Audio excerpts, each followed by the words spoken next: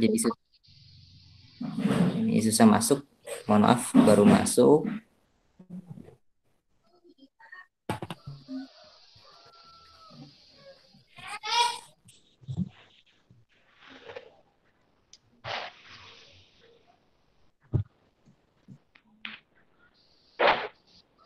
Iya, waktu sudah menunjukkan jam 15.55. Seperti biasa kita akan mulai diskusi jam 16.00. Namun sebelum kita mulai, mari kita buka terlebih dahulu dengan membaca basmalah bersama-sama. Bismillahirrahmanirrahim. Ya, teman-teman semua, mengisi ngabuburit sore hari ini, tidak lupa tentu yang harus kita lakukan yang pertama adalah karena ini majelis ilmu, agar kemudian aktivitas kita pada sore hari ini dinilai ibadah di sisi Allah Subhanahu wa taala, maka tentu harus memenuhi dua syarat. Yang pertama adalah niatnya diluruskan karena Allah Subhanahu wa taala. Kedua, dengan ittiba, contoh Nabi Muhammad SAW. Nah, yang pertama kita sama-sama luruskan niat, tidak lain dan tidak bukan kehadiran kita pada ngabuburit milenial literasi nasional ini adalah karena ingin mengharap ridho Allah Subhanahu wa taala. Kemudian selanjutnya tentu kita harus mungkin daripada adab dari menuntut ilmu seperti itu, karena hukumnya sama. Hari ini kita memang kemudian melaksanakan tholabul ilmi. Ya, teman-teman semua, sebelum kita mulai, ini ada 4 menit lagi. Saya pengen absen dulu dari mana saja yang sudah hadir. Bisa tulis di kolom komentar. Bagaimana kabarnya dan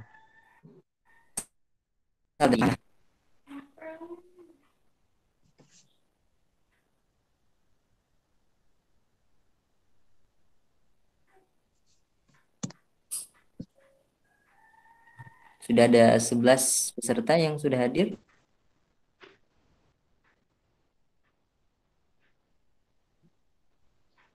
Alhamdulillah, Ana dari Bandung, Ustaz. Alhamdulillah. Good.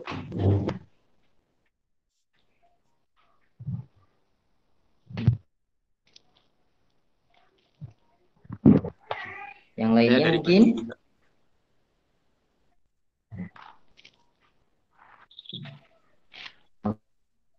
hadir adalah Ustaz Sterdenur Hadi Jogja hadir, Alhamdulillah. Malang, Makassar, Sukabumi hadir. Iya. Sambil terus bertambah ya, Alhamdulillah. Nah,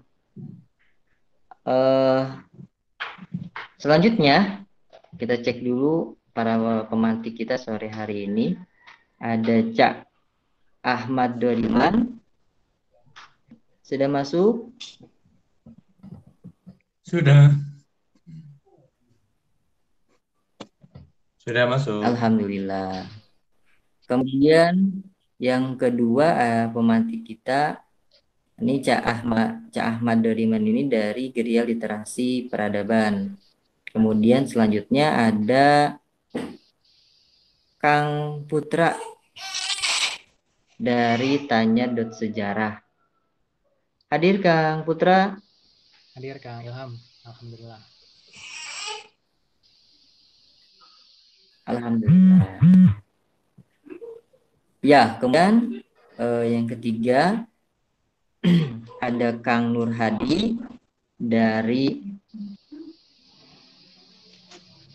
Staden Rihlah Indonesia. Sudah hadir Kang Nur Hadi?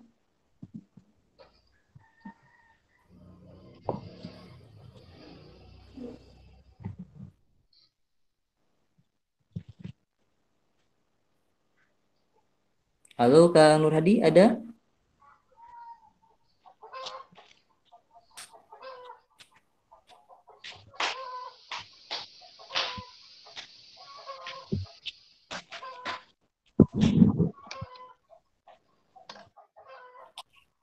Ya,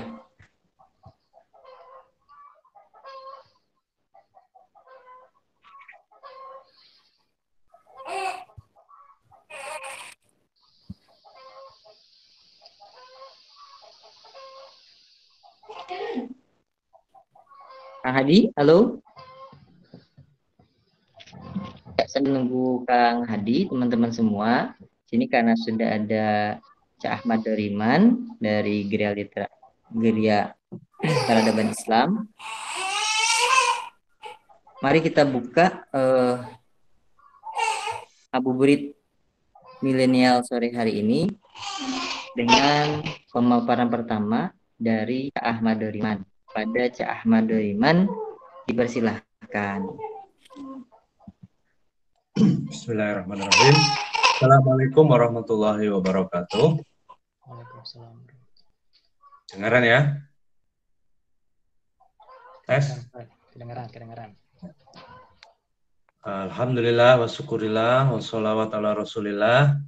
Ini yang kedua kali saya mewakili dari Gria Literasi Peradaban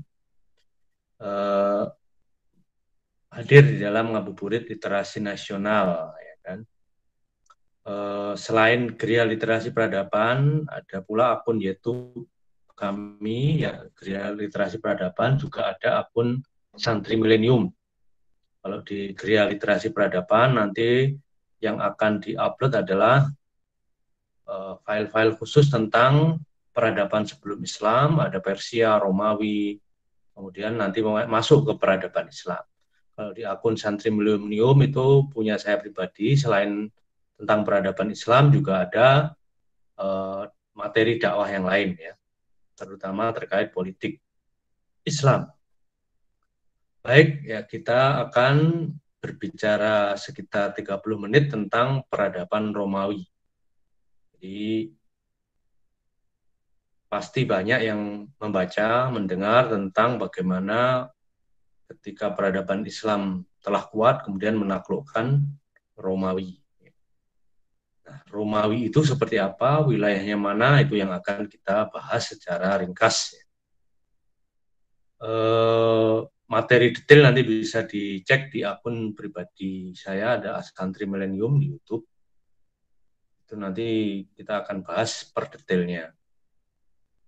Baik, Romawi itu adalah peradaban yang muncul sekitar abad 8 sebelum Masehi di Sungai Tiber di Italia sekarang, ya. Yang dulu nama negaranya, kalau sekarang nama ibu kotanya kan Rome, tapi dulu nama negaranya itu Rome, ya, Roman Empire, Imperium Rome, tapi orang Indonesia menerjemahkannya Romawi. Jadi ketika awal berdiri, peradaban ini adalah semacam kerajaan, ya. Ini kita bahas politiknya dulu. Kemudian setelah berkembang, ya, sebagaimana mereka orang Eropa kan sudah punya pemikiran-pemikiran demokrasi yang diilhami dari para filosof Yunani. Maka kemudian ketika banyak kejadian, ya, mengerikan, ya, yang dilakukan oleh para raja Romawi yang, ya, bahkan yang memicu itu kan kejadian pemerkosaan massal, ya, terhadap satu suku atau satu kelompok oleh, ya, kaisar yang menjabat atau raja yang menjabat.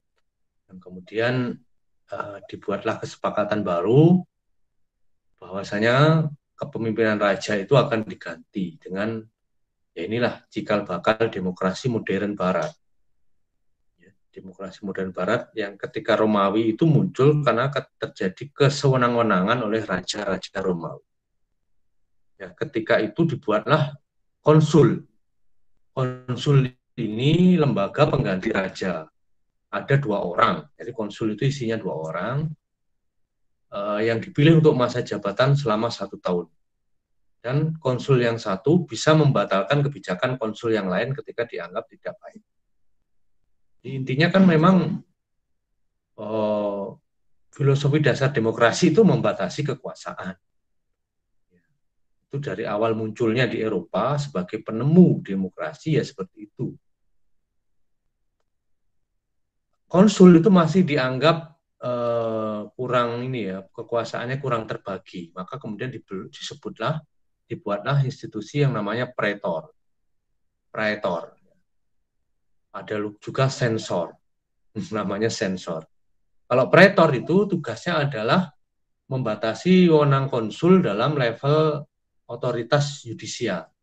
Sedangkan sensor itu mengambil hak konsul dalam hal sensus. Sensus ini terkait kepentingan ekonomi nanti. Nah, lucunya juga rakyat Romawi juga menciptakan jabatan itu diktator. Tapi bukan dalam definisi seperti sekarang. Diktator itu hanya muncul dalam kondisi tertentu dan punya waktu cuma 6 bulan. Dia punya wewenang penuh atas masalah sipil dan militer. Ya kan? Tetapi hanya berlaku dalam kondisi darurat. Hanya 6 bulan. Nah, di masa Republik ini, mereka menyebutnya kan Republik Demokrasi ini, maka muncullah tokoh-tokoh terkenal yang sangat historis ya di dalam peradaban Romawi. Justru tokoh yang terkenalnya justru tragis, namanya paling banyak dikenal yaitu Gaius Julius Caesar. Justru di tangan Caesar ini kemudian Romawi berubah menjadi monarki lagi karena dia kuat, dia berhasil melakukan penaklukan dan penjajahan-penjajahan yang akhirnya dia mengangkat dirinya menjadi kaisar, menjadi monarki yang kemudian akhirnya dia dibunuh oleh beberapa orang dari senat ya. Yang akhirnya kembali menjadi republik, kembali menjadi monarki ya, seperti itu kejadiannya. Jadi secara politik seperti itu ya gambaran umumnya peradaban Romawi. Sedangkan secara ekonomi peradaban Romawi ini sangat tergantung kepada perbudakan. Jadi ekonominya sangat tergantung kepada perbudakan. Jadi negara punya militer ya, boleh dibilang saat itu ya terkuat di dunia. Lalu dia menaklukkan daerah-daerah lain untuk dijadikan budak. Nah, budak ini nanti bekerja untuk kekaisaran Romawi. Dia bekerja di tambang, ya kan, bekerja di lahan pertanian untuk menghidupi Romawi, maupun bekerja sebagai pelayan bagi para orang Romawi, terutama para bangsawan itu yang punya budak yang banyak. Lalu budak-budak yang punya kemampuan militer dibuat hiburan. Ya. Hiburannya adalah gladiator, yaitu mereka dilatih yang untuk bertarung mati-matian sampai mati, diadu nanti yang juara itu tuannya itu mendapatkan menang juga mendapatkan posisi ya secara sosial. Ya kan? Jadi perbudakan Romawi ini adalah benar-benar perbudakan yang mengerikan. Jadi ketika seseorang sudah dikalahkan maka hidupnya berakhir. Ya, hidupnya telah berakhir menjadi budak Romawi, dia tidak punya hak hidup lagi, hak hidupnya ada di tangan tuannya. Tuannya mau bunuh tidak ada konsekuensi apapun. Bahkan ya ketika dijadikan gladiator mereka dipaksa bertarung dengan budak lain sampai mati. Dipaksa bertarung melawan binatang buas sampai mati dan seterusnya. Ya kan? Sampai akhirnya dalam sejarah juga dicatat terjadi pemberontakan budak yang cukup besar. Bahkan sudah dibuat film oleh Hollywood ya, Spartacus, War of the Damned, perang terkutuk. Karena memang perangnya ini adalah perang melawan ya peradaban yang terkutuk ya, karena memperlakukan manusia lain seperti memperlakukan hewan. Ya, singkatnya Spartacus ini melakukan pemberontakan di kota Capua, salah satu kota kecil di selatan Italia yang kemudian meluas ya. Ketika dia berhasil mengalahkan pasukan kecil di kotanya, kemudian dia menyerbu ladang-ladang tambang, membebaskan budak lain sampai ribuan, puluhan ribu, sampai nanti jadi ratusan ribu. Ya, pemberontakan ini cukup lama ya, yang sampai akhirnya ya tadi salah satu yang menghancurkan pemberontakan budak ini adalah Gaius Julius Caesar yang saat itu masih bekerja untuk seorang pretor namanya siapa namanya, ada Pompei dan ada juga Marcus Crassus. Marcus Crassus ini yang punya, jadi Pretor itu nanti dia punya legion, punya pasukan Romawi yang sangat besar, bisa puluhan ribu bahkan ratusan ribu, yang sangat terlatih, ya mereka menaklukkan daerah-daerah lain di Eropa sampai ke Mesir, sampai ke Syam, ya, Syria dan sekitarnya. Tapi dari sisi sejarah ini membuktikan bahwasanya memang perbudakan Romawi di Eropa itu begitu kejamnya sampai terjadi pemberontakan yang juga kejam. Mereka juga membantai orang-orang Romawi yang mereka perangi. Sampai akhirnya Spartacus dikalahkan ya ketika dia hendak menyeberang ke Pulau Sardinia karena merasa ya secara militer tidak akan mungkin mampu mengalahkan Romawi secara face to face. Kemudian dia dikalahkan oleh Marcus Crassus dan berakhirlah ya perlawanan besar-besaran budak di Romawi. Jadi ini jangan salah paham. Jadi misalnya perbudakan ketika peradaban Islam nanti berdiri tentu jangan disamakan dengan perbudakan yang ada di Romawi seperti yang saya gambarkan di awal. Mereka sangat-sangat kejam. Nah, setelah era Caesar, ya itu cenderung mundur Romawi. Yang penting lagi adalah ketika Romawi menganut Kristen. Itu nanti ketika menuju ke bertemunya peradaban Romawi dengan Islam. Dimulainya dari mana? Dari seorang kaisar Romawi yang bernama Konstantin. Dia awalnya orang Kristen, orang Yahudi itu di Romawi adalah ditindas, persekusi, ya, dibantai.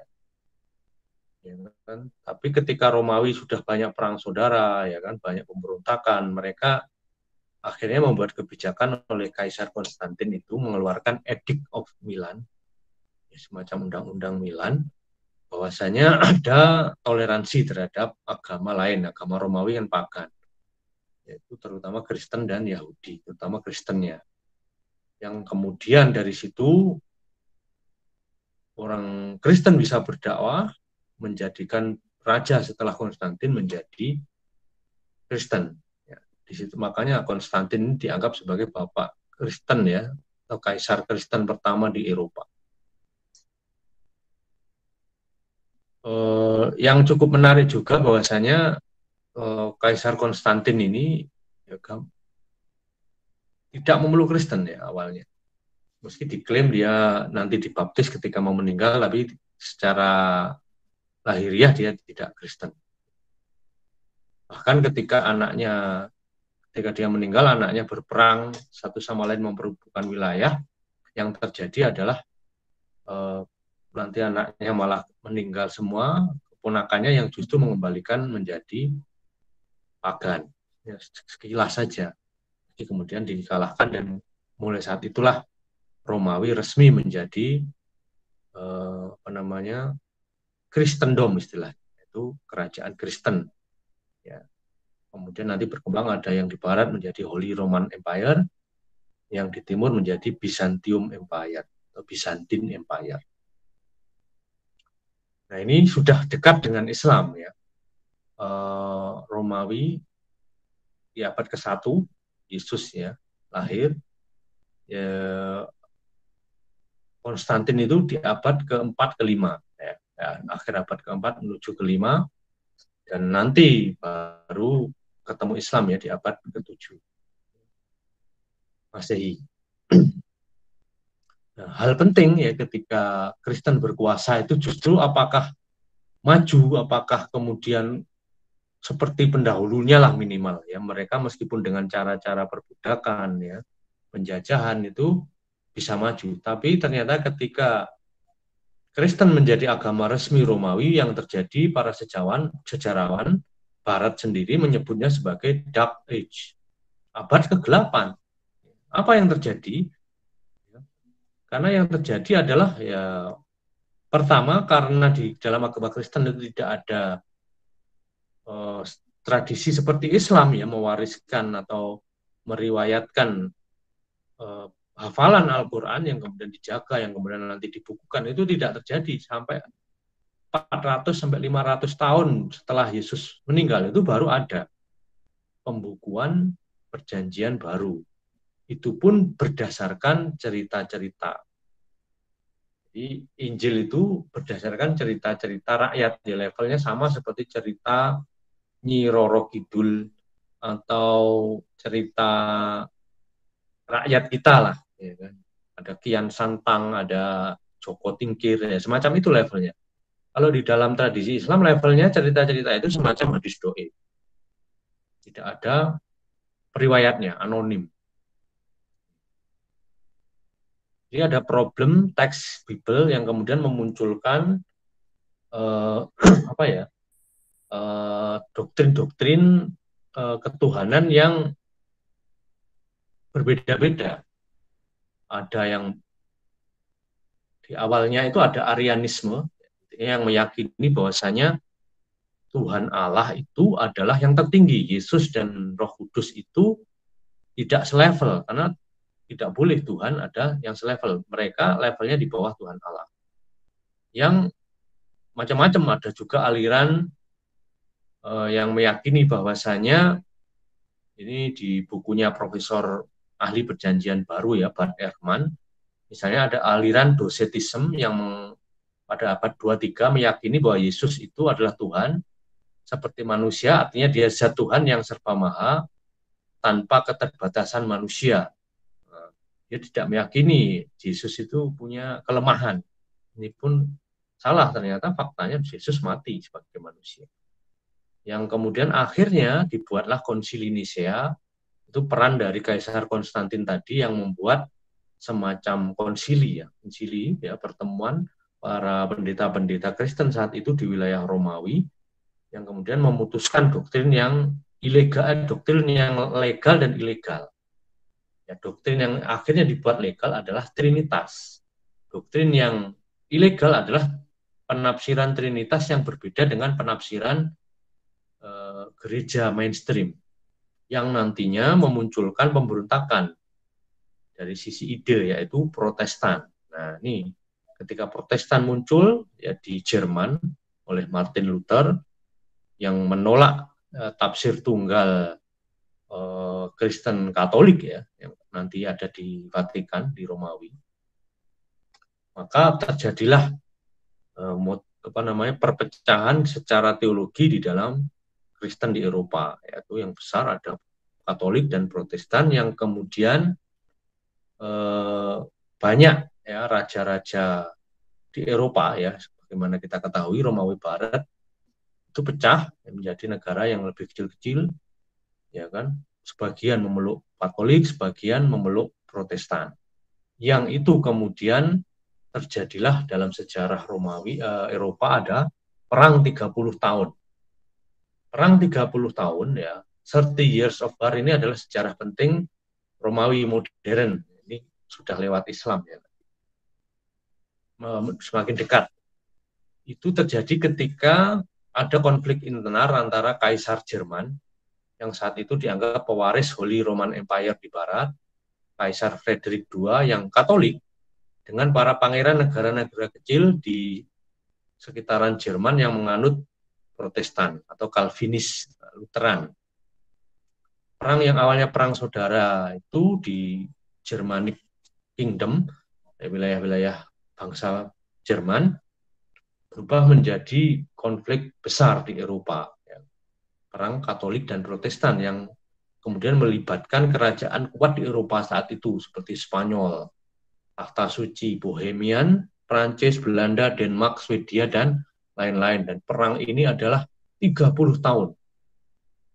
Perang yang sangat lama dan korbannya banyak sekali.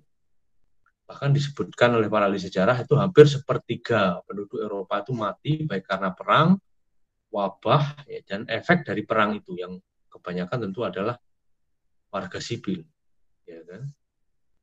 Bahkan digambarkan pembantaian satu kota itu banyak terjadi ketika bentengnya berhasil tembuh, terus semua dibantai, laki-laki, perempuan, anak-anak. Ya, intinya ini adalah perang agama pertama yang membuat nanti orang Eropa itu menjadi sekuler. Ini dasarnya mengapa mereka sekuler, memilih sekuler, karena ketika agama diterapkan yang terjadi adalah seperti itu, ada politisasi agama. Kenapa kok Protestan itu protes? Salah satunya kan karena Katolik itu sangat korup.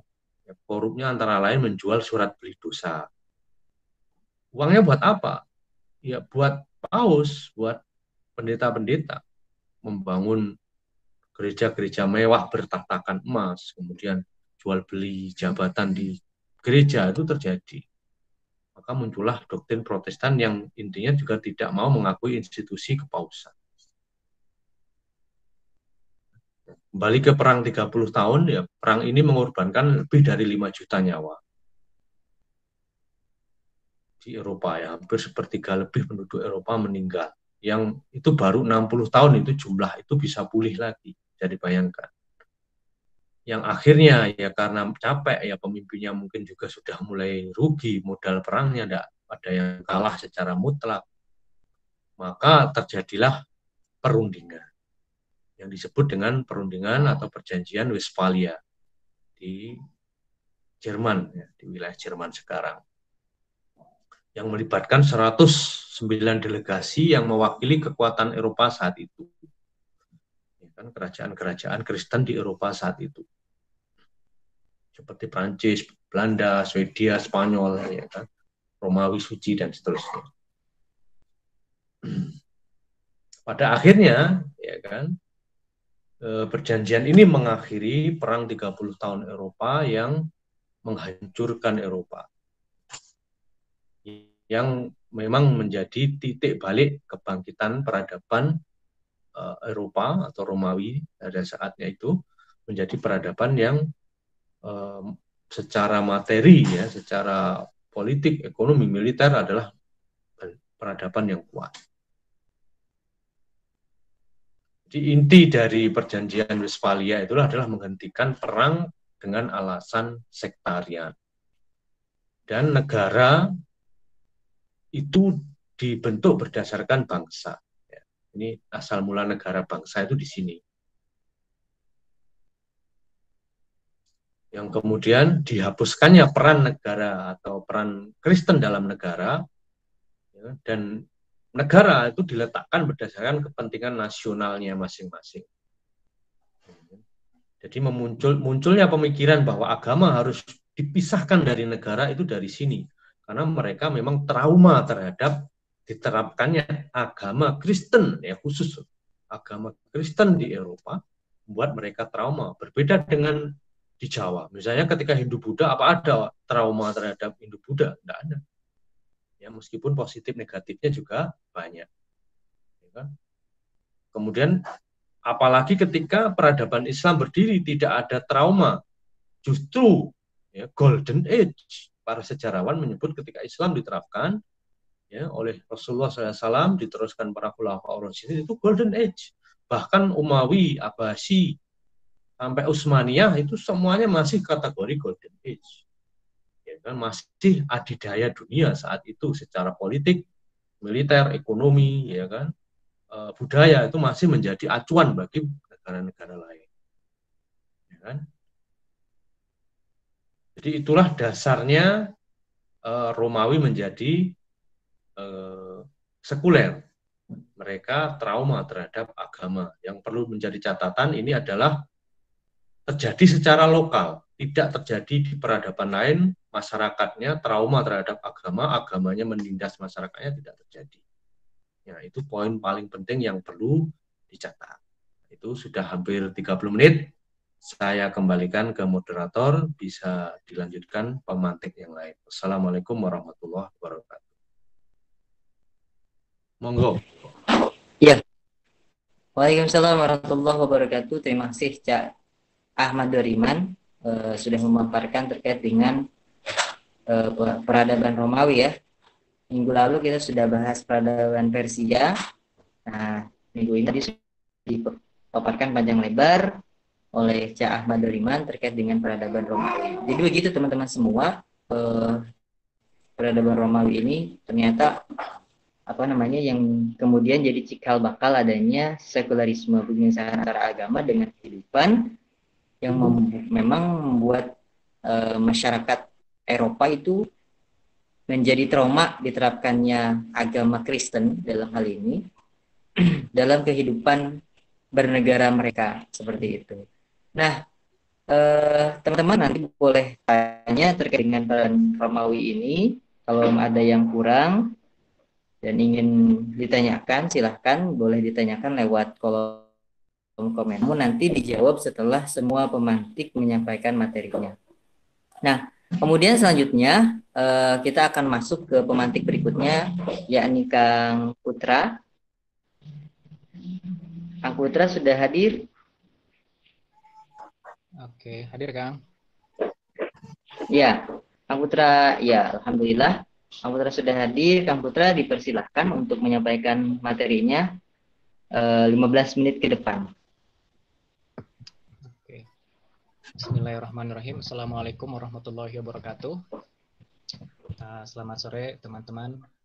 Menjelang ngabuburit kali ini kita akan ngebahas tentang temanya jejak dakwah khilafah Bani Abbasiyah.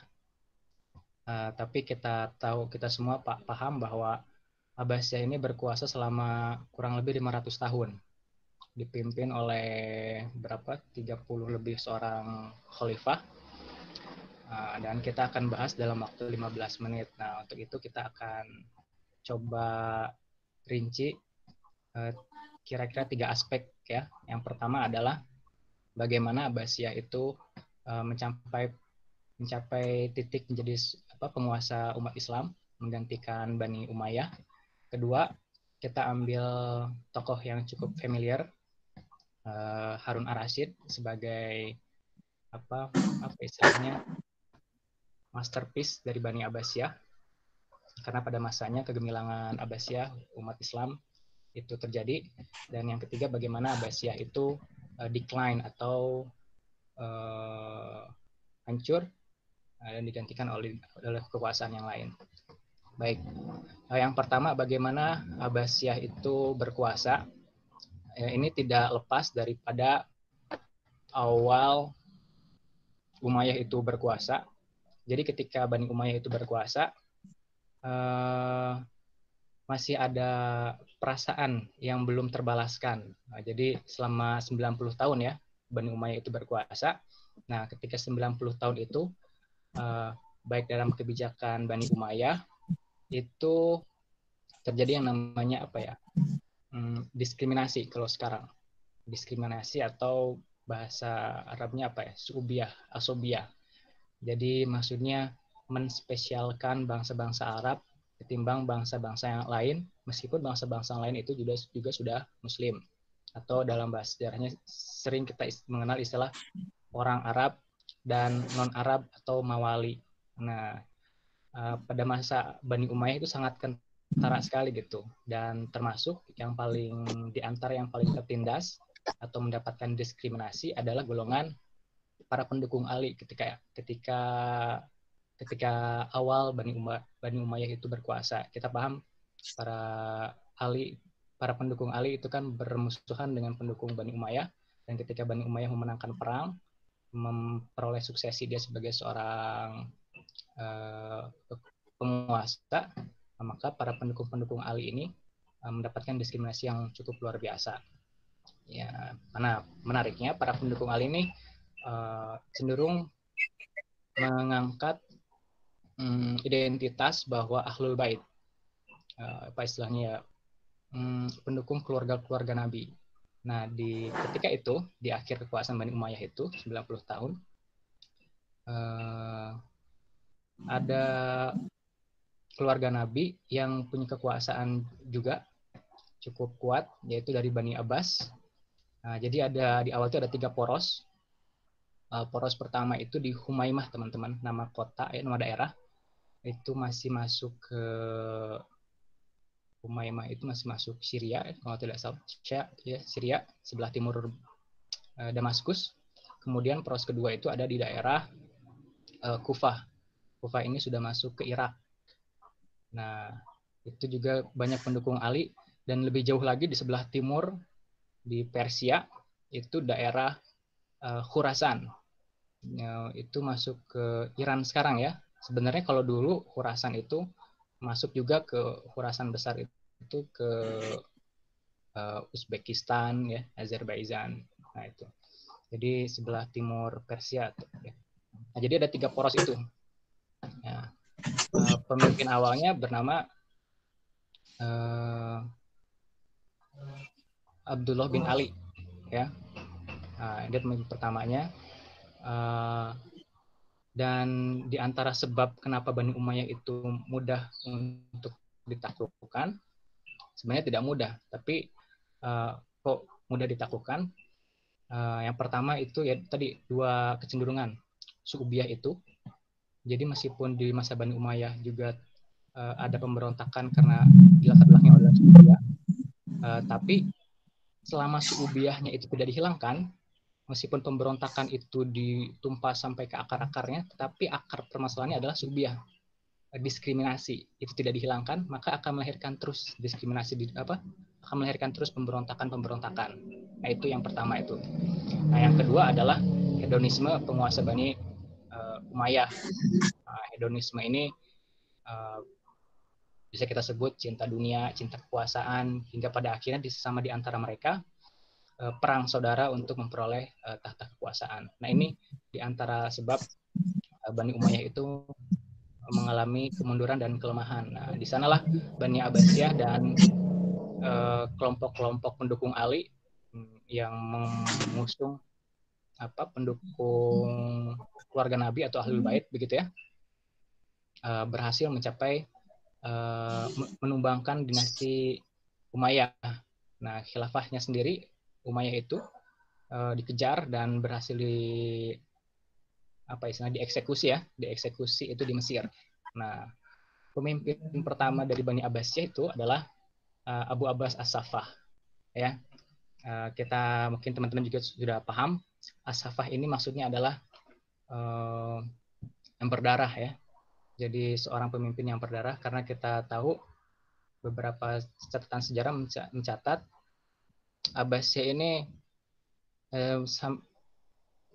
meniru Bani Umayyah juga ketika memperoleh kekuasaan.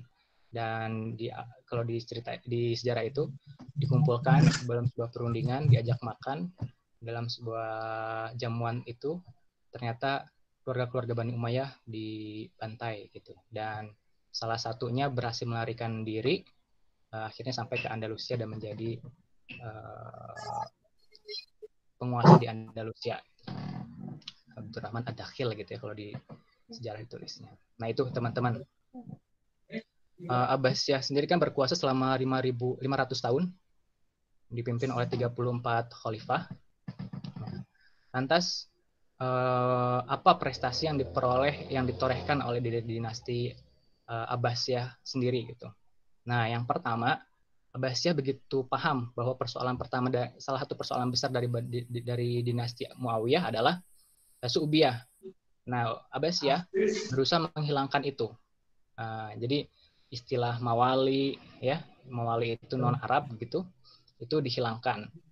Kemudian keterlibatan semua bangsa dalam struktur pemerintahan itu dilibatkan. Nah, ini juga yang sebenarnya juga bagian daripada nilai-nilai Islam, bahwa kemuliaan itu adalah inna akramakum indallahi atqakum, bahwa yang paling bertakwa itu orang yang paling baik itu adalah orang yang paling bertakwa, tidak tergantung dari mana dia ras atau bangsanya atau keturunannya siapa, tapi adalah takwa. Nah, ini yang berupaya dihadirkan dalam dinasti Abbasiyah. As-Solabi beberapa sejarawan berbeda memahami posisi politik dinasti Abbasiyah. Ada yang mengatakan 5 periode, ada yang mengatakan 3 periode dinasti kekuasaan posisi politik. Nah, As-Solabi sejarawan dari Arab ya, itu mencatat 3 periode. Nah, periode pertama ini benar-benar dia berkuasa utuh. Jadi seorang khalifah Bani Abbasiyah dia berkuasa utuh terhadap apa yang dia pimpinnya. Nah, kedua, dia tetap sebagai khalifah, tetapi kebijakan dan segala bentuk keputusannya sangat dipengaruhi atau diintervensi oleh kekuasaan Syiah. Oke, ya itu yang kedua. Yang ketiga, Syiah atau orang Persia. Nah, yang ketiga adalah posisi politiknya itu pemimpin-pemimpin Abbasiyah sangat ditentukan oleh penguasa-penguasa dari Bani Saljuk, Turki. Nah, itu kalau As-Sulabi membagi 3 itu. Oke. Nah, kita masuk ke Harun Ar-Rasyid, teman-teman. Harun Ar-Rasyid sendiri adalah khalifah kelima dari dinasti Abbasiyah. Nah, ayahnya, nah ini perlu digarisbawahi karena ini masuk dengan isu kontemporer ya, saya ingin jangan sampai kelewat. Ayahnya Harun Ar-Rasyid itu Al-Mahdi, itu pernah menjumpai rakyatnya yang mengemis di jalan, yang ketika itu si pengemis ini menderita penyakit kusta kalau tidak salah, kusta, kolera ya. Nah, apa kebijakan Al-Mahdi ketika mengetahui itu? Oke. Al-Mahdi memerintahkan agar orang ini dirumahkan dan diberi santunan kebutuhan dia selama dia sakit hingga dia mampu bekerja, karena Al-Mahdi paham betul kalau pengemis yang mengidap kolera ini berkeliaran di jalan itu akan menyebarkan virus penyakit-penyakit itu kepada orang lain. Nah, ini cukup menarik karena ini juga terjadi di tengah-tengah kita gitu. Beberapa hari yang lalu saya nonton berita bagaimana seorang tunawisma ya, dia tidak mampu lagi bayar kontrakan, kemudian tidur di tunawisma, tidur di jalanan, kemudian diinterogasi oleh Satpol PP lah kalau ya ini Satpol PP, tapi hanya 2 hari. Setelah 2 hari diinkubasi dia harus keluar lagi. Nah, ini kontradiksi sekali dengan apa yang terjadi pada masa kekuasaan Al-Mahdi gitu ya. Lanjut ke Harun Ar-Rasyid. Apa sebenarnya yang menjadikan Harun Ar-Rasyid itu begitu kuat? Nah, Harun Ar-Rasyid ini kalau di 3 periode tadi adalah termasuk orang yang berkuasa penuh terhadap apa yang dia pegang, tidak diintervensi oleh pihak Turki Saljuk atau maupun dari kekuasaan orang-orang Persia atau Syiah gitu. Harun Ar-Rasyid itu berhasil menumpas segala bentuk potensi pemberontakan. Nah, itu yang perlu digarisbawahi agar kekuasaan dan kebijakan-kebijakan politik itu berhasil dengan baik. Yang pertama adalah meniadakan dulu ancaman-ancaman politik. Nah, kemudian Harun Ar-Rasyid aware sekali bahwa sebab maju mundurnya peradaban adalah ilmu pengetahuan gitu. Nah, kita paham di masa Harun Ar-Rasyid ini berdiri Baitul Hikmah, mendirikan Baitul Hikmah sebagai bentuk apresiasi dan bahwa sang khalifah sangat sadar betul bahwa ilmu pengetahuan inilah yang menjadikan sebuah bangsa itu maju gitu. Nah, kemudian hal yang menarik dari Baitul Hikmah ini adalah Harun Ar-Rasyid memberikan reward kepada siapapun yang menulis buku atau menerjemahkan buku itu dengan emas. Ketika itu kebijakan Harun Ar-Rasyid itu dengan emas setimpal atau seberat dengan buku yang dihasilkan oleh seorang penulis tersebut. Nah, ini kan kita bisa nangkap betapa sang pemimpin itu aware terhadap pendidikan rakyatnya. Mungkin kalau kita bandingkan dengan sekarang agak berbeda, teman-teman ya. Bagaimana penulis juga berpikir bagaimana tulisannya itu bisa laku di pasaran, karena dari sana dia akan mendapat royalti. Nah, kalau di masa Harun ar-Rasyid tidak, royalti itu totalitas diberikan oleh pemimpin, diapresiasi langsung oleh pemimpin. Sementara hasil karyanya itu ketika disebarluaskan, ya sudah, itu menjadi milik umat. Kita tidak harus repot-repot untuk mengeluarkan kos yang lebih untuk memperoleh karya seorang penulis. Nah, mungkin di sini kalau ada mahasiswa ya, mungkin sempat mengalami masa-masa di mana kita ini butuh sumber, tapi ternyata entah mungkin sakunya bertabrakan dengan bayar kos atau makan dan segala macam. Nah, kalau zaman Harun ar-Rasyid itu tidak. Ketika karya itu sudah diapresiasi oleh seorang pemimpin, maka itu menjadi umum, bebas. Mungkin nggak akan hak cipta mungkin sekarang ya, bukan cipta gitu. Nah, itu salah satunya gitu. Nah, kemudian di masa Harun ar-Rasyid juga kita juga bisa melihat beberapa ulama lahir gitu ya. Beberapa ulama itu populer gitu. Ulama pada masa Abbasiyah ini kita mengenal Imam Malik, kemudian kita mengenal juga Imam Syafi'i gitu ya. Kita juga mengenal Imam bin Ahmad gitu. Nah, hal yang menarik pada masa dinasti Muawiyah ini, sedikit mundur nih ke masa Khalifah kedua Bani Abbasiyah, yaitu adalah Abu Ja'far al-Mansur.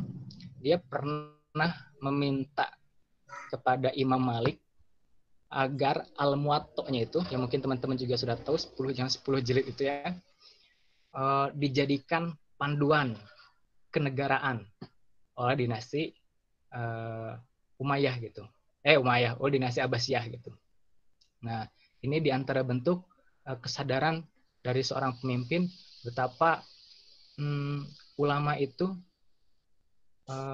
sangat dibutuhkan untuk membimbing bagaimana peradaban itu maju gitu. Karena kan dalam Islam standar orang berilmu itu bukan malah semakin jauh terhadap Tuhan.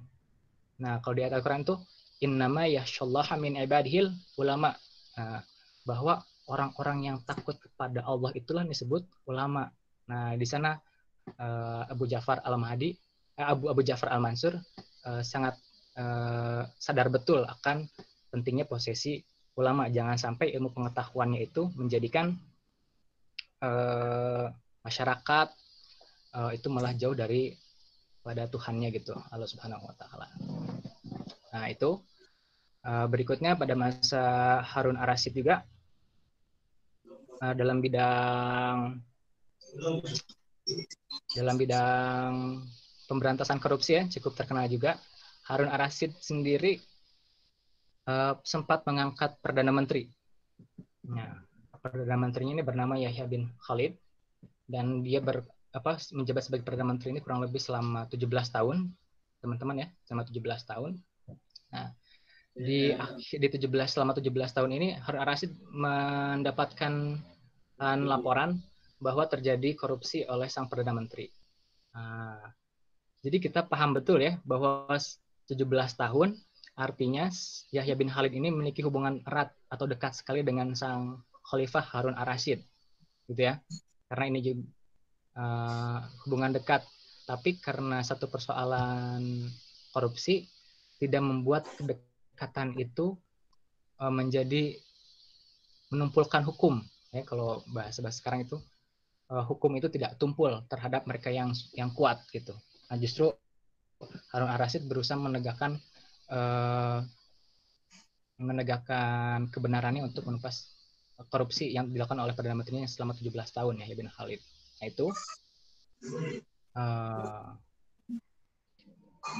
berikutnya sudah berapa menit Kang ya? Sudah 5 menit lagi ya. Ada Baitul Hikmah, kemudian membangun Majelis Al-Muzakkarah. Nah, Majelis Al-Muzakkarah ini lembaga pengkajian masalah-masalah keagamaan yang diselenggarakan di rumah-rumah, masjid-masjid dan di istana gitu. Jadi majelis-majelis ilmu itu subur, teman-teman. Ada di mana-mana gitu. Ada di masjid, kajian ilmu pengetahuan itu. Ada di lingkungan istana, ada di rumah-rumah, ya. Nah, jadi jangan sampai ilmu pengetahuan itu, kajian-kajian ilmu pengetahuan itu melulu di kampus, gitu ya, melulu di mana, di masjid, tapi tidak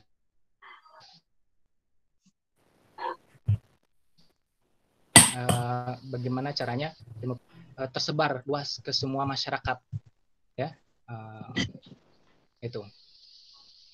Dan itu pun sejalan dengan nilai-nilai Islam tentunya, bahwa ikro itu nggak cuma membaca, tapi kan ikro bismi rabbikal ladzi khalaq, baca tetapi dengan nama Tuhan gitu. Jangan sampai kita membaca tapi justru kita malah semakin jauh dengan Tuhan Subhanahu wa taala. Oke. Terakhir ya, bagaimana dinasti, gimana Tang? Udah habis kan ya? 5 menit lagi bisa? Habis? Mungkin nanti di sesi tanya jawab bisa ditambahkan oleh Kang Putra. Jawab aja ya. Untuk Kang Hadi ada 15 menit sampai jam 17.00. Nanti silakan kepada Kang Nur Hadi untuk menyampaikan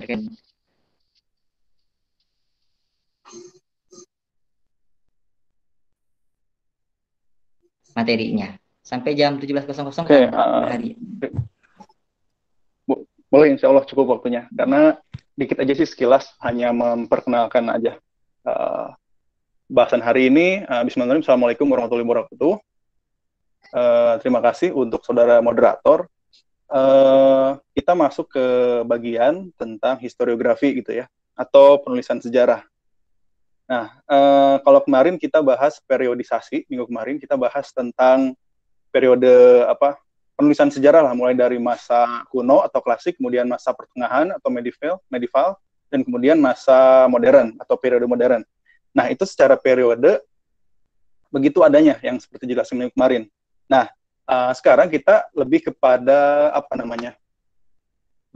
bentuk historiografi. Jadi kalau seiring perkembangannya historiografi itu dikenal ada beberapa pendekatan gitu. Pendekatan yang pertama itu adalah pendekatan secara rekonstruksi, kemudian pendekatan selanjutnya ada pendekatan konstruksi, dan selanjutnya ada pendekatan dekonstruksi, seperti itu. Nah, apa sih maksud dari ketiga pendekatan ini? Nah, untuk memahami ketiga pendekatan ini atau penulisan sejarah ini, kita bisa lihat dari masing-masing tokoh yang memang itu identik lah, atau punya metode tersendiri ketika menuliskan sejarah. Nah, kalau tadi yang pertama ada namanya penulisan sejarah yang dia disebutnya rekonstruksi. Nah, rekonstruksi ini pelopornya adalah Leopold von Ranke gitu. Jadi kalau menurut Ranke, penulisan sejarah itu harus berdasarkan penelitian arsip atau perpustakaan gitu. Jadi kalau Ranke ini merujuknya kepada kajian sejarah, dia kajian sejarah yang ilmiah dan kritis seperti itu. Nanti dikenal pada metode yang digunakan oleh Ranke, kita mengenal hari ini ada istilah seminar ya. Nah, seminar itu bermula dari Ranke. Jadi ada tanya jawab, kemudian ceramah gitu. Jadi adanya penulisan rekonstruksi ini latar belakangnya karena sebelum-sebelumnya penulisan sejarah ini itu bersifat romantis gitu. Jadi bersifat hayalan, bersifat imajinasi. Makanya nanti Ranke ini memperkenalkan sebuah penulisan sejarah yang namanya rekonstruksi. Jadi menurut dia, penulisan sejarah hanya bisa objektif ketika menggunakan sumber-sumber sejarah berupa arsip, catatan-catatan, ataupun melalui menelaah di perpustakaan gitu. Jadi Ranke ini sangat menekankan penelitian arsip, intinya seperti itu. Sehingga ketika kita menggunakan sumber-sumber arsip, maka cerita sejarah itu bisa diceritakan secara objektif, atau dengan kata lain bisa memenuhi kaidah ilmu sejarah seperti itu. Itu kalau Ranke. Jadi menegaskan bahwa tugas seorang sejarawan itu untuk memperlihatkan bagaimana sejarah itu diceritakan sebagaimana adanya, seperti itu. Makanya dengan seperti itu sejarah bisa dijelaskan secara objektif, gitu ya. Nah, penulisan sejarah ini dikenal juga dengan cara metodik, gitu ya. Nah, apa sih yang diceritakan oleh Ranke ini? Kalau Ranke ini dia lebih kepada kejadian politik atau perang, kemudian juga diplomasi. Jadi narasi sejarah yang diangkat pada penulisan rekonstruksi itu berkisar pada yang sifatnya mungkin kalau sekarang kajian-kajian yang besar gitu, teori-teori yang besar, misalkan atau peristiwa besar lah, kayak perang, politik gitu. Jadi sejarah itu ya politik, itu menurut menurut historiografi rekonstruksi. Nah, tapi ini jadi jadi pelopor lah untuk penulisan sejarah gitu. Nah, itu untuk penulisan sejarah yang sifatnya rekonstruktif gitu ya, yang sangat bersandarkan kepada arsip atau perpustakaan gitu. Atau juga disebutnya sejarah kritis. Nah, selanjutnya ada yang namanya konstruksi. Penulisan sejarah konstruksi ini muncul seiringan dengan tuntutan karena ketidakpuasan lah terhadap cara penulisan yang sebelumnya, yang tadi itu disebutnya rekonstruksi. Setelah rekonstruksi maka muncul yang namanya konstruksi. Jadi kenapa konstruksi ini muncul? Ternyata cerita sejarah itu tidak bisa hanya bersandar kepada fakta-fakta atau kepada narasi-narasi yang kaku gitu. Jadi cerita sejarah itu harus ditelaah dari ilmu-ilmu yang lainnya atau bisa menggunakan pendekatan yang multidisipliner seperti itu. Berawal dari pertanyaan-pertanyaan, apakah cukup menarasikan sejarah itu seperti bagaimana adanya? Kemudian apa sih yang menyebabkan orang-orang atau manusia melakukan hal itu di masa lalu? Atau juga kita tidak benar-benar tahu peristiwa masa lalu. Kemudian bagaimana kita bisa menghasilkan kebenaran yang mutlak, katakan seperti itu. Nah, hal itulah yang nanti coba digali, yang coba upaya untuk memunculkan penulisan sejarah yang baru disebut dengan tadi konstruksi.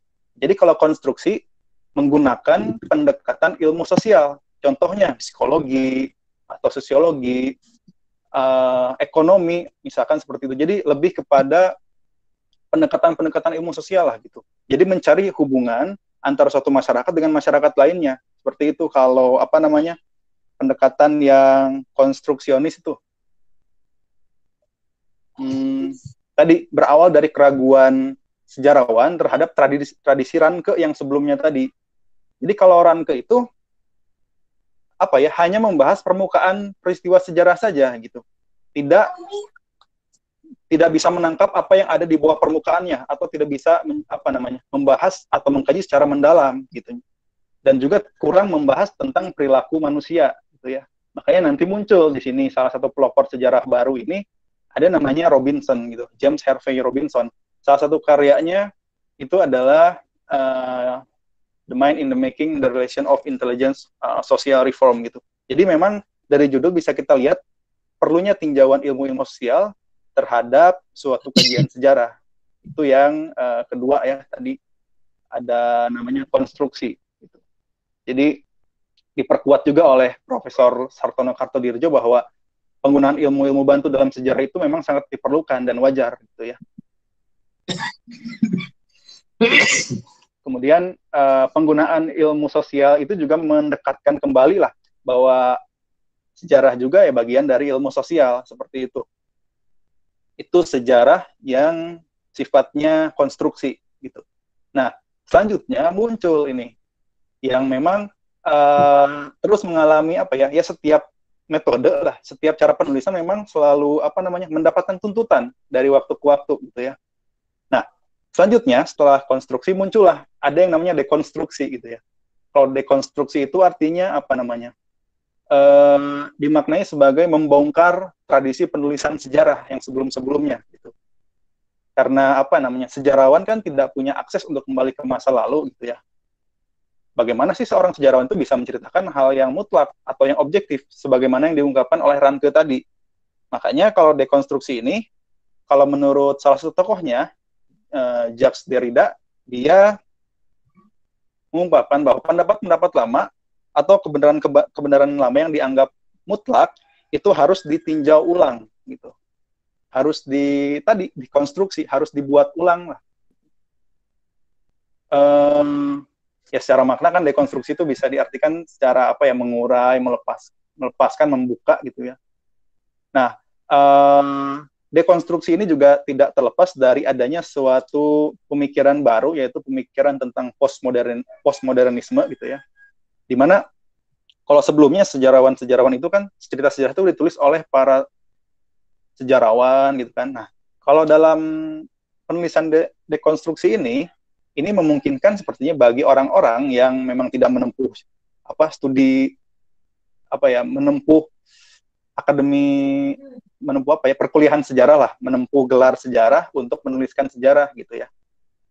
Nah, makanya dalam ciri khas dalam historiografi postmodern atau dekonstruksi ini menurut Hayden White, salah satu tokoh tokoh dekonstruksi. Nah, ini pendapatnya seperti ini. Penulisan sejarah dekonstruksi ini nanti dikenal dengan struktur puitisnya gitu. Jadi kalau bagi Hayden White atau bagi sejarawan postmodern, sejarah ini adalah sebuah wacana naratif dan ini mendekatkan kembali sejarah kepada sepupunya, yaitu sastra. Jadi menceritakan sejarah ya dengan narasi gitu loh. Nah, ini kemungkinan kurang lebih 3 bentuk penulisan sejarah yang hari ini kita kenal gitu ya. Ya saya coba sampaikan. Yang pertama tadi ada rekonstruksi dari yang kita kenal dari Ranke dengan metode arsip, penelitian perpustakaan. Selanjutnya ada konstruksi, tuntutan bahwa ini sejarah dengan cara arsip belum tentu menjadi objektif gitu. Makanya harus melalui pendekatan ilmu-ilmu sosial. Kita kenal ilmu sosial itu kan banyak ya gitu. Di samping ada juga ilmu bantu sejarah. Jadi untuk mendapatkan peristiwa sejarah secara objektif itu harus menggunakan ilmu bantu sosial. Dan sampai akhirnya muncul yang tadi dekonstruksi, bahwa sejarah tidak harus menceritakan dulu peristiwa-peristiwa besar seperti itu. Jangan lupa tentang peristiwa politik gitu. Jangan lupa bahwa ada yang namanya masyarakat di luar kekuasaan gitu. Kekuasaan dalam arti misalkan ada pejabat, ada raja. Di luar itu ada juga masyarakat di luarnya gitu. Tambah itu dari segi materinya atau konten. Tapi kalau dari segi penulisan ya tadi harus membongkar penulisan sejarah yang lama gitu ya. Artinya muncul nanti narasi-narasi baru tentang sejarah, misalkan tentang sejarah ekonomi atau sejarah sejarah-sejarah lain lah ya, yang tidak melulu tentang sejarah politik, sejarah perang, diplomasi gitu ya. Kan kita hari ini banyak mengenal sejarah itu sejarah tentang kekuasaan lah gitu. Barangkali seperti itu sih yang bisa dijelaskan singkat saja, karena ini sifatnya memperkenalkan gitu. Saya juga masih masih belajar lah gitu. Apa sih sebetulnya nanti ada juga contoh-contoh karya itu yang seperti apa yang membedakan. Barangkali seperti itu moderator, cukuplah untuk perkenalan tentang penulisan sejarah ketiga tadi. Nah, kembalikan ke moderator. Terima kasih Kang. Iya, Kang Nur Hadi, terima kasih atas materi historiografinya ya tadi tentang bagaimana penulisan sejarah. Nah, teman-teman semua, 3 pemantik sudah kemudian memaparkan materinya, mulai dari tadi terkait dengan peradaban Romawi, kemudian juga terkait dengan kekhilafahan Bani Utsmaniyah, Abbasiyah tadi yang 5 abad berdiri seperti itu. Nah, silahkan bagi teman-teman yang mau menanyakan terkait dengan 3 materi seperti itu, dipersilahkan. Saya buka sesi pertanyaan. Di sini sudah ada yang masuk. Teh Arifah Kalimatus Sadiah ya. Bertanya begini teman-teman semua, berita sejarah berarti berbicara tentang masa lalu, mungkin bukan sekedar hanya ingin menambah pengetahuan saja, tapi juga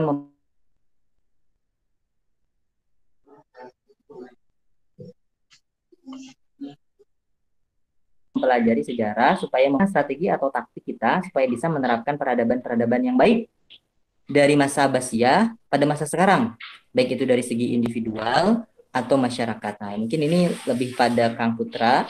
Tadi sekalian mungkin menambahkan Kang Putra materi yang ingin ditambahkan tadi. Kang Putra hadir? Hadir, Kang, hadir. Ya, silakan Kang Putra, ada pertanyaan. Oke, pertanyaannya menarik gitu ya. Jadi bagaimana menerapkan apa-apa yang bisa kita peroleh di masa lalu secara individu dan masyarakat gitu. Oke, khususnya pada masa Abbasiyah tadi gitu. Nah, di masa Abbasiyah kita bisa melihat bahwa perkembangan ilmu pengetahuan itu mustahil terjadi kalau masyarakatnya itu tidak aware terhadap ilmu pengetahuan itu sendiri. Nah, kalau saya pribadi melihat kenapa masyarakat di sana begitu aware, karena lingkungan, atmosfer, dan setiap keputusan yang diambil oleh kekuasaan politik itu sangat support terhadap pengembangan ilmu pengetahuan. Nah, ditambah bagi seorang muslim tentu kesadaran menuntut ilmu itu juga menjadi faktor penting gitu. Jadi kalau sekarang kok bisa beda dengan masa lalu, jangan langsung kita mungkin kurang semangat dalam belajarnya. Nah, satu hal dulu yang perlu dipahamkan, jangan-jangan kita ini belum sadar tentang pentingnya menuntut ilmu gitu. Pertama, itu untuk tataran individu. Untuk tataran masyarakat, tataran masyarakat itu juga perlu, karena tadi kan ada majelis muzakarah gitu, di mana kajian-kajian itu bukan cuman di kampus, bukan kampus ya, pusat-pusat pendidikan, di masjid, tapi bahkan di setiap rumah itu harus ada pusat kajian-kajian ilmu pengetahuan. Coba deh kalau sekarang adakah di setiap rumah itu kajian-kajian ilmu pengetahuan? Itu hal sederhana yang boleh jadi sekarang nggak ada, tapi di masa Abbasiyah itu ada. Maka wajar kalau ketika itu Abbasiyah itu menjadi peradaban nomor 1 di dunia. Nah, ini tugas berat nih. Nah, dan yang ketiga sebenarnya ada Teh Arifah ya, bahwa ada namanya peran negara gitu. Peran negara. Mungkin saya tahu betul lah mahasiswa ya. Mahasiswa susahnya mendapat sumber untuk mengerjakan tugas karena apa? Karena beli buku itu ternyata tidak mudah.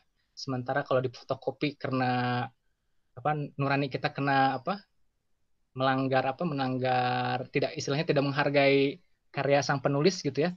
Nah, andai kata kebijakan Harun ar-Rasyid itu diterapkan sekarang, mungkin kita nggak akan mengalami hal yang demikian gitu. Nah, kan kalau sekarang royalti itu kan dibebankan kepada konsumen si buku itu, yang kemudian apresiasi royalti itu diperoleh oleh sang penulis. Nah, Harun ar-Rasyid kan tidak demikian. Royalti itu negara yang membelinya gitu. Sementara ilmu pengetahuan yang dia tulis, gimana caranya? Karena negara atau pemimpin itu sadar betul karyanya itu sangat berharga dan harus disebarkan seluas-luasnya gitu. Dan bagaimana rakyat itu semakin mudah mendapatkan informasi tentang ilmu pengetahuan, maka semakin cepat pula peradaban itu akan bangkit. Nah, itu yang perlu dititik beratkan, bahwa selain individu, selain masyarakat, selain masyarakat, ada juga negara yang yang berperan gitu. Nah, ini kaitannya dengan sistem juga nanti, bagaimana masyarakat itu melihat ilmu pengetahuan. Dalam dunia kapitalis, ilmu pengetahuan itu harus memiliki nilai guna, dan nilai guna itu bertransformasi, bukan untuk bertransformasi, bernilai, akhirnya berkembang, yang apa yang kita alami, apa yang kita alami hari ini gitu, tentang kebijakan-kebijakan yang berkaitan dengan pendidikan gitu. Dan itu berbeda sekali tentu dengan masa Abbasiyah gitu ya. Mungkin itu Ilham.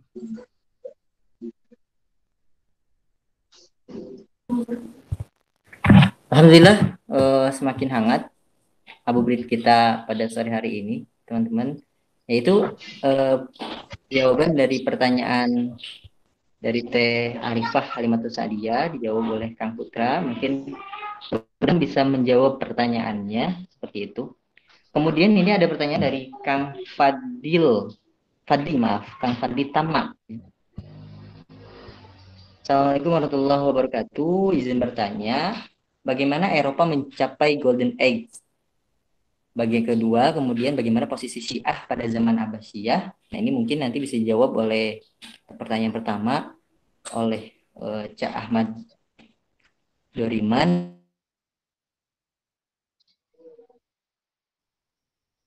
Tadi juga boleh menambahkan bila kemudian memang ada bahan.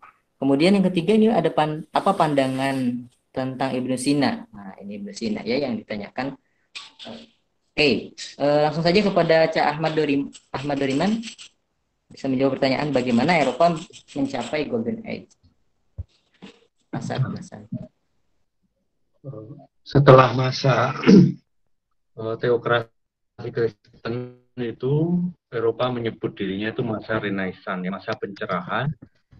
Kemudian masa eksplorasi, yang disitulah kekayaan dari dunia ketiga kemudian dikeruk dan dibawa ke Eropa sehingga mereka menjadi kaya raya. Kemudian menjadi adidaya besar ya, yang sampai nantinya Perang Dunia Kedua. Jadi intinya di Renaissance itu awal mula kebangkitan Eropa ya, menjadi peradaban yang memimpin dunia ya, secara struktural. Tentu yang paling utama adalah Inggris Raya, karena setelah berpisah dengan Romawi ya, menjadi negara baru, dia mampu menjadi penjajah yang paling paling luas wilayahnya di seluruh dunia. Lalu diikuti negara-negara adidaya Eropa lainnya, ya, Jerman itu meskipun kuat tapi jajahannya nggak sebanyak Inggris. Malah lebih banyak Spanyol, Portugis, ya kan, Belanda. Jadi yang disebut abad pencerahan Eropa itu berlanjut terhadap penjajahan terhadap dunia ketiga, ya, termasuk negara kita. Jadi ketika mereka meninggalkan agama Kristen yang memang secara faktual mereka tidak punya ajaran agama yang sifatnya politis, agamanya adalah ritual. Doktrin filsafat politik yang muncul di masa teokrasi Kristen itu adalah dimunculkan oleh manusia-manusia, bukan dari teks itu sendiri. Contohnya tokoh seperti Augustinus, Thomas Aquinas, dan Marsilius. Itu yang merumuskan konsep teokrasi Kristen yang pada prinsipnya mereka hanya berkeyakinan bahwasanya negara Tuhan itu adalah negara yang baik. Ya kan? Jadi kekuasaan itu harus diberikan kepada Tuhan melalui paus dan kaisar. Nah, detailnya seperti apa tidak ada di dalam ajaran Kristen. Itu yang mengakibatkan akhirnya institusi kepausan itu seperti apa, yang membuat itu adalah paus sendiri, ya, Paul. Kerajaan Kristen seperti apa yang baik itu akhirnya yang merumuskan adalah para raja sendiri bersama dengan para pendeta. Itu yang terjadi yang kemudian mengakibatkan pemberontakan intelektual di Eropa, muncullah Renaissance yang memunculkan kebebasan berpikir, yang dari situ muncul tokoh-tokoh yang merumuskan bagaimana berpolitik yang bebas dari agama, berekonomi yang bebas dari agama, ya kan, bersosial yang sekuler. Nah, ternyata dengan sekulerisme membuang agama Kristen, mereka menjadi peradaban yang secara materialis adalah maju, secara militer, secara politik mereka maju. Ya, karena mereka trauma terhadap agama seperti yang saya jelaskan di pemaparan materi. Jadi itulah golden age mereka ketika mereka meninggalkan agama. Itu berbalik dengan Islam ketika justru dia ketika memakai agama adalah di masa golden age-nya. Ya, dan sekarang umat Islam ketika tidak menggunakan Islam sebagai ideologi dalam politik, ekonomi, dan seterusnya, justru kita menjadi negara yang terjajah. Nah, sedikit yang kedua terkait Syiah di masa Abbasiyah. Ini saya mendapat keterangan yang cukup mendalam dari guru saya yang juga alumni dari Ribat Tarim di Yaman. Di Ribat Tarim itu dulunya adalah para Habib yang tinggal di ibu kota Abbasiyah, masih di Kufah. Mereka hijrah ke Yaman itu salah satu faktornya ya, selain represifnya penguasa Abbasiyah terhadap keturunan Hasan ya, Hasan Hussein, itu juga terkait dengan munculnya Syiah yang mendapat tempat yang cukup leluasa di masa Abbasiyah. Jadi para habaib kemudian mengambil pemikiran, ini kalau anak keturunannya ikut Syiah bakal rusak, makanya mereka hijrah ke Yaman. Dan sampai sekarang keturunan habaib yang ada di Yaman, di Tarim khususnya, tidak ada yang Syiah. Habib yang Syiah itu adalah abal-abal.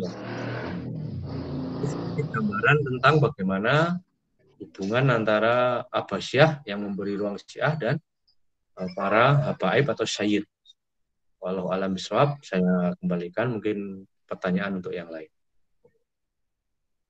Silakan. Ya, barangkali dari Kang Putra mau menambahkan terkait dengan pertanyaan bagaimana posisi Syiah pada zaman Abbasiyah. Selain tadi yang sudah dijawab oleh Cak Ahmad Doriman. Dari Kang Putra mungkin ada? Jadi kalau kita berusaha memahami Syiah menurut perspektifnya Samsudin Arif itu ya, salah satu peneliti INSIS, bahwa Syiah itu semacam upaya iranisasi Islam. Jadi di Persia gitu ya. Nah, ini juga tidak terlepas dari namanya Su'ubiyah. Nah, konflik-konflik Abbasiyah itu yang dikibarkan oleh Su'ubiyah itu nggak lepas dari 3 kelompok ini. Pertama, dari Arab. Kedua itu dari orang-orang Persia, ya, Syiah. Yang ketiga itu adalah dari orang-orang Turki. Nah, sesama mereka itu sering berebut pengaruh di tengah kekuasaan Abbasiyah gitu. Nah, jadi Syiah sendiri saling berebut, dan di antara puncaknya itu adalah di Mesir, Bani Fatimiyah, yang kita kenal kemudian mendirikan kampus Al-Azhar ya, itu Fatimiyah. Dan dia juga yang terkenal di Barat itu justru pada masa-masa gara-gara perang salib juga gitu ya, pada masa Syiah ini ada gerakan Hasasin. Nah, mungkin diadopsi oleh bahasa Inggris jadi assassin sebagai pembunuh gitu ya. Nah, di antara sekte rahasia Syiah pada masa Fatimiyah ini, dia berhasil membunuh pemimpin politik salah satu dinasti Saljuk namanya Nizam al-Mulk. Jadi di antara mereka saling berebut kekuasaan, dan setiap masa pemimpin itu kecenderungan terhadap kelompoknya itu beragam. Makanya tadi kan Shalabi membagi 3. Ada yang pemimpinnya itu cenderung ke Syiah, ada yang di akhir-akhir pemimpinnya cenderung ke Turki. Nah, seperti itu. Itu Kang Ilham. Ya, terkait dengan pertanyaan apa pandangan tentang Ibnu Sina, bagaimana Kang Putra menanggapinya?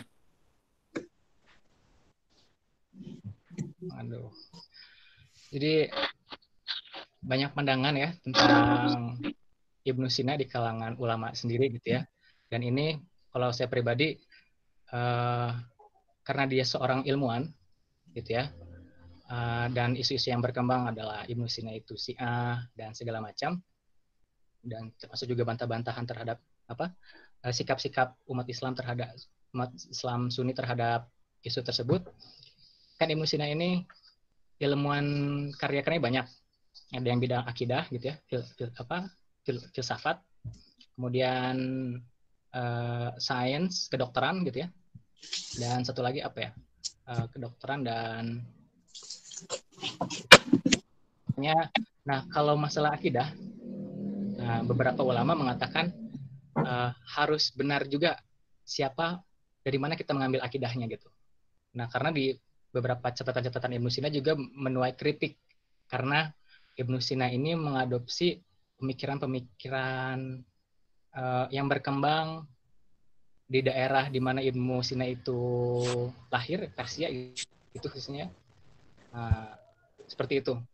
Tapi kalau kaitan bagaimana menyikapi dengan karya-karya beliau dalam hal kedokteran, misalkan dalam hal keilmuan alam gitu, ilmu pasti, itu tidak menjadi masalah gitu. Tapi kalau masalah bicara teologi, tentu kita harus selektif dari mana kita mendapatkan ilmu tersebut gitu. Itu sih Kang kalau kira-kira sikap kita terhadap Ibnu Sina gitu.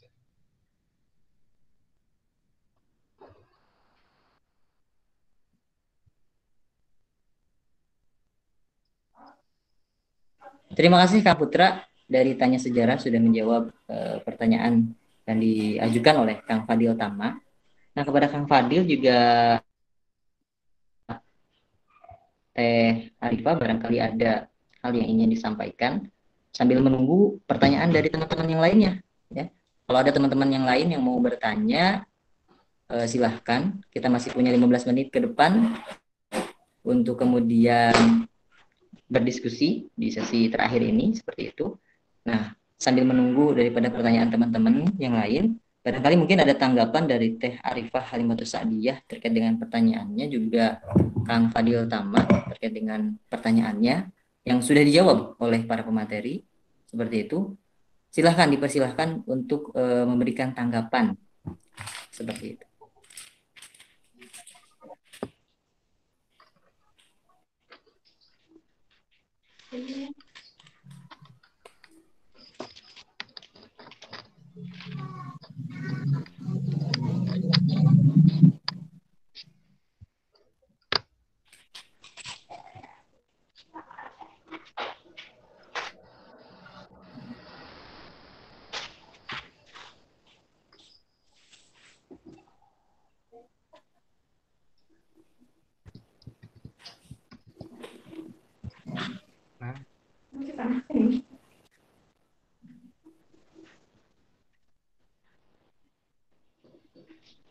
Ada dari Kang Fadil dan Teh Arifah tanggapan atas jawaban yang sudah disampaikan para pemantik?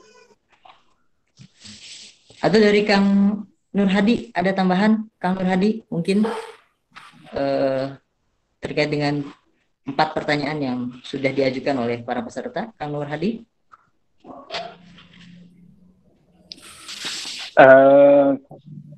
Kalau saya cukup sih, karena apa namanya, sudah sama ahlinya gitu ya. Tapi mungkin ini nih, oke lah, nomor 1 nih, bagaimana Eropa mencapai Golden Age. Saya cukup dari Kang Nur Hadi. Kang Fadil sendiri bagaimana? Oh. Ya, siap.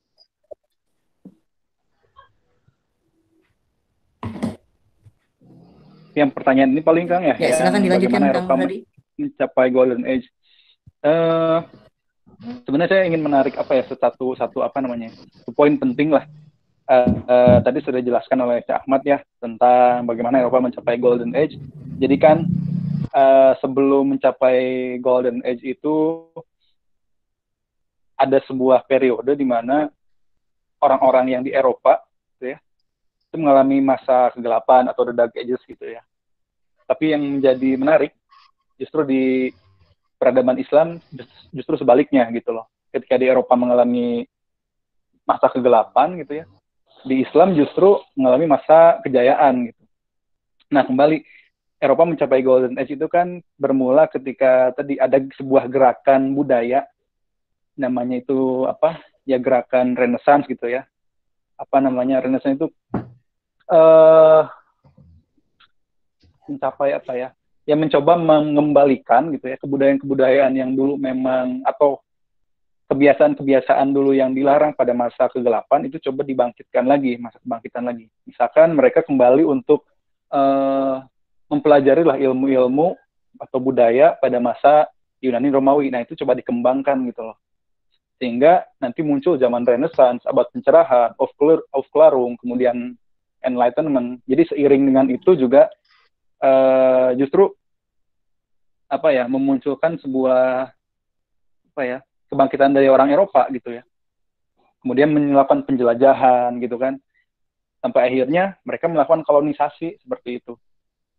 Nah, jadi bisa dibayangkan pada masa kegelapan yang namanya ilmu pengetahuan itu hanya menjadi otoritas gereja, barangkali seperti itu bahasanya. Nah, setelah muncul Renaissance, gerakan budaya yang berpusat di Italia, saya lupa nama kotanya, mungkin ada yang ingat. Nah, di situ muncul gerakan budaya, Renaissance, kemudian muncul gerakan ekonomi, merkantilisme, kemudian muncul gerakan apa lagi ya, sampai nanti memunculkan istilah deisme gitu ya. Jadi karena dulunya itu ibaratnya disebutnya teh ya kecanduan agama atau apa bahasanya gitu ya, cuman ya karena agama itu pada saat itu dalam konteksnya gereja melarang melarang manusia berpikir secara bebas gitu loh. Nah, kemudian karena orang sudah banyak meninggalkan masa-masa kegelapan, orang-orang itu banyak kemudian hari mengagungkan ilmu pengetahuan seperti itu. Ini yang selalu saya sampaikan ke siswa di kelas gitu ya, yang bisa kita pelajari dari abad kegelapan, Renaissance, dan nanti selanjutnya. Jadi setelah Renaissance itu orang mulai mengagungkan ilmu pengetahuan sampai mulai meninggalkan bahasanya udahlah tugas Tuhan telah selesai. Mungkin itu yang bisa diartikan dari istilah deisme gitu ya. Jadi Tuhan itu hanya membuat jam tangan, yang selanjutnya menggerakkan jam tangan atau arloji itu adalah manusianya itu sendiri. Sampai akhirnya bisa menjadi kalau saya jelaskan siswa, itu abad kegelapan, orang itu sangat mengagungkan agama tapi lupa dengan ilmu pengetahuan gitu. Sedangkan Renaissance dan selanjutnya itu orang-orang itu mengagungkan pengetahuan tapi melupakan dasar-dasar agama. Sampai akhirnya kesemuanya itu jadi lumpuh gitu ya. Agama tanpa ilmu pengetahuan jadi disebutnya istilahnya tuh. Agama tanpa pengetahuan ya ada kekurangannya, mungkin seperti itu ya. Kalau salah mungkin bisa dikoreksi. Dan pengetahuan tanpa fondasi agama ya jadinya pengetahuan, ya lihat kejadian Hiroshima dan Nagasaki gitu ya. Itu kan bisa dianggap sebagai ketika ilmu pengetahuan dan teknologi itu disalahgunakan. Akhirnya kita harus kembali bahwa agama dan pengetahuan atau ilmu pengetahuan itu harus bisa beriringan gitu kan. Sebagaimana yang kita tahu dalam kisah Nabi Sulaiman, antara ilmu pengetahuan dan agama saling beriringan, ya jadilah sebuah peradaban yang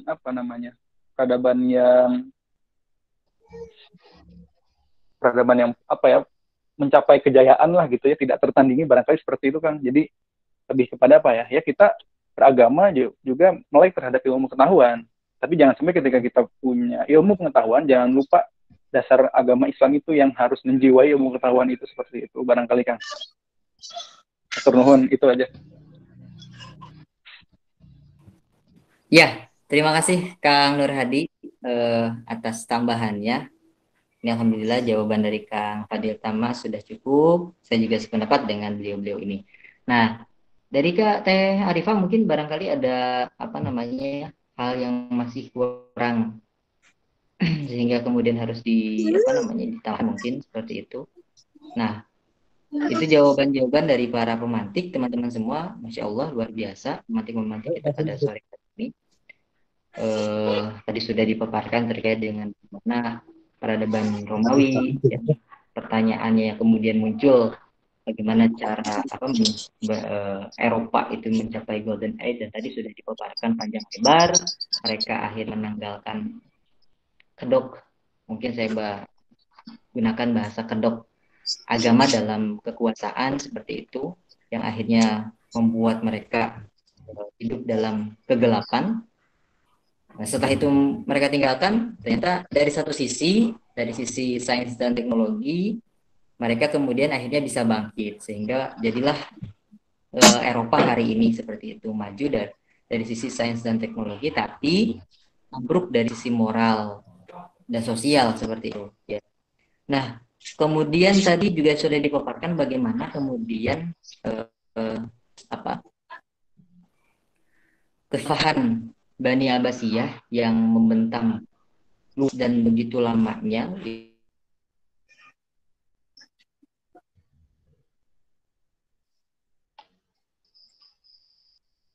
5 abad, teman-teman semua seperti itu, dengan meninggalkan jejak yang manis, ya. Luar biasa tadi disampaikan oleh Kang Putra bagaimana kemudian Khilafahan Bani Abbasiyah ini ya meninggalkan jejak yang manis. Salah satunya tadi disampaikan bagaimana kemudian ayahanda daripada Khalifah Harun ar-Rasyid, Khalifah Al-Mahdi, itu memperhatikan rakyatnya yang terkena penyakit kusta atau lepra, karena kemudian sangat memahami bagaimana kemudian penyakit ini, ya. Salah satunya ya karena memang di masa kekhilafan Bani Abbasiyah tadi disampaikan diperhatikan ilmu pengetahuan dulu, tidak kemudian didikte sebagaimana namanya di waktu yang sama di benua Eropa itu ilmu pengetahuan dikungkung oleh dogma teologis buatan para paus seperti itu, sehingga kemudian ketika ada penyakit lepra ya terima kasih Cak Ahmad Doriman yang ini sudah buka, dan saya ucapkan juga terima kasih selamat berbuka puasa untuk teman-teman yang hari ini yang sudah buka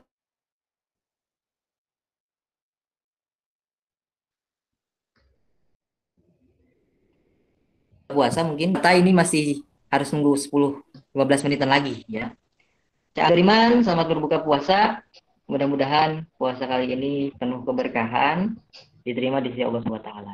Ya, teman-teman, tadi luar biasa ya. Saya ambil poin yang luar biasa dari Kang Putra, bagaimana kemudian perhatian Khalifah Al-Mahdi memperhatikan rakyatnya yang terkena penyakit lepra seperti itu, kusta, hingga kemudian diperhatikan ya. Kita merindukan para khalifah demikian, ya, para pemimpin yang kemudian mengurusi rakyatnya bukan minta diurusi oleh rakyat seperti itu. Nah, kemudian tadi ya dari Kang Nur Hadi juga luar biasa bagaimana kemudian penulisan sejarah mulai dari rekonstruksi, kemudian dekonstruksi dan seterusnya ya.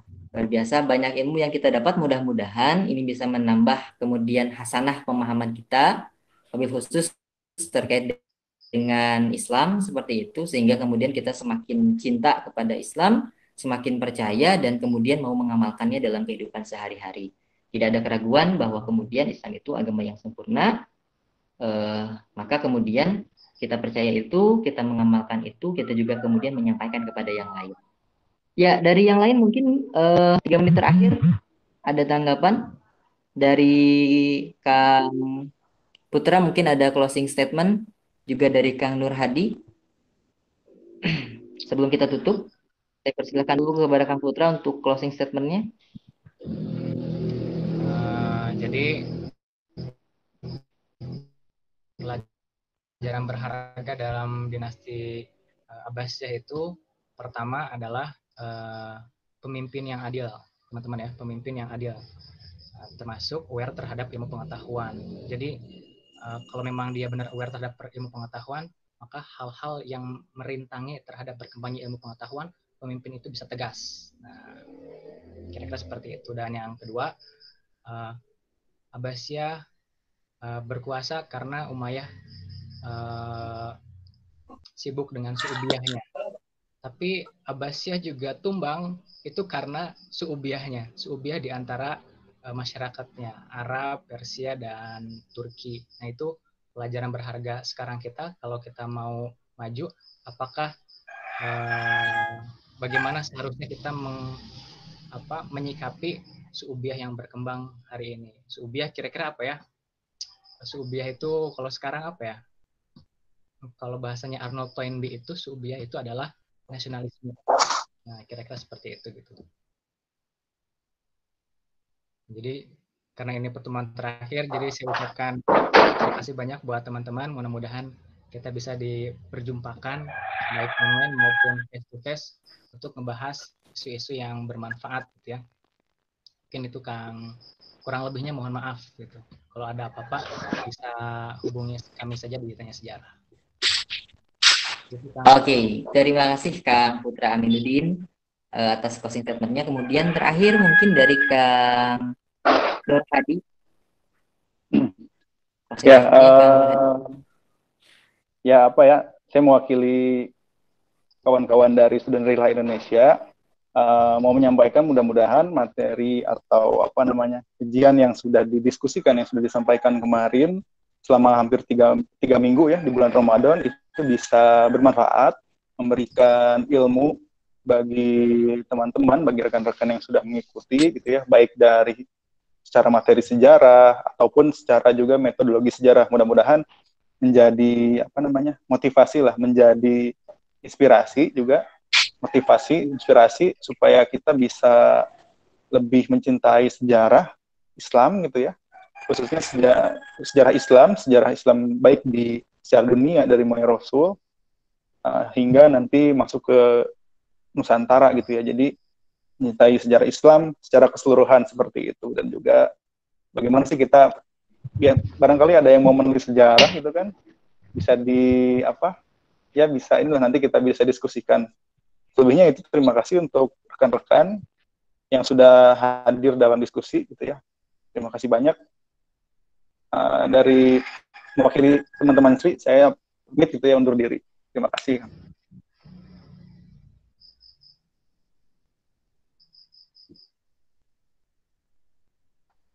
Terima kasih teman-teman juga yang sudah berpartisipasi seperti itu. Ya, terima kasih Nur Hadi dari Student Rila Indonesia atas kebersamaannya pada sore hari ini.